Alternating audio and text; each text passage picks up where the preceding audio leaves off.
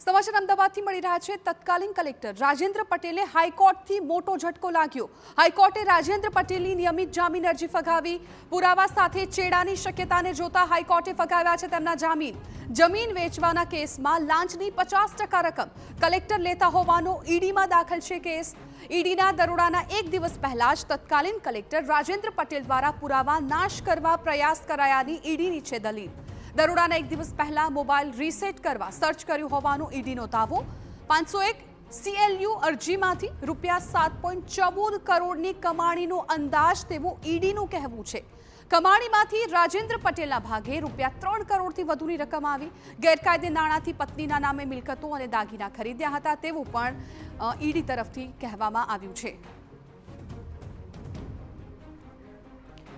સંવાદદાતા રોનક વર્મા વધુ જાણકારી આપવા માટે અમારી સાથે ફોન લાઈન પર જોડાઈ ગયા છે। રોનક, હાઈકોર્ટે મોટો ઝટકો આપ્યો છે। જિજ્ઞાસા, રાજેન્દ્ર પટેલ કે જેઓ સુરેન્દ્રનગરના તત્કાલીન કલેક્ટર હતા તેમના ઉપર જે મોટી રીતે ગેરરીતિ આચર્યા હોવાનો આક્ષેપ છે તે લગાવવામાં આવ્યો હતો અને એન્ફોર્સમેન્ટ ડિરેક્ટોરેટ એટલે કે ઈડી દ્વારા કાર્યવાહી છે તે કરવામાં આવી હતી। આ તમામ મામલે તેઓ અત્યાર સુધી જેલમાં બંધ છે અને તેમના દ્વારા ગુજરાત હાઈકોર્ટમાં નિયમિત જામીન અરજી છે તે મૂકવામાં આવી હતી।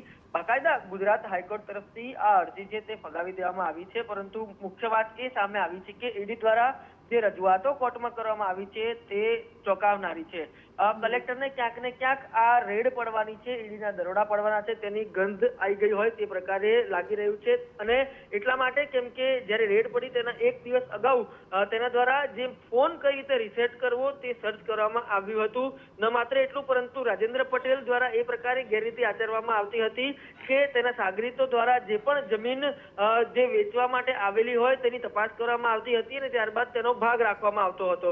આ કમાણીમાંથી અત્યાર સુધી રાજેન્દ્ર પટેલના ભાગે 3 કરોડથી વધુની રકમ આવી હોવાનો ખુલાસો પણ ઈડી દ્વારા કોર્ટમાં કરવામાં આવ્યો છે અને આ તમામ બાબતોને ધ્યાને રાખીને ગુજરાત હાઈકોર્ટ તરફથી તત્કાલીન કલેક્ટર રાજેન્દ્ર પટેલને ઝટકો આપવામાં આવ્યો છે અને જેલ મુક્તિની અરજી છે તે ફગાવવામાં આવી છે।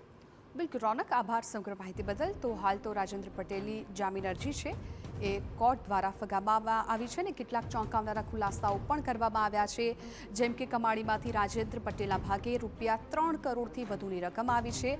ગેરકાયદે નાણાંથી પત્નીના નામે મિલકતો અને દાગીના ખરીદ્યા હોવાનું ઈડી દ્વારા કહેવામાં આવ્યું છે।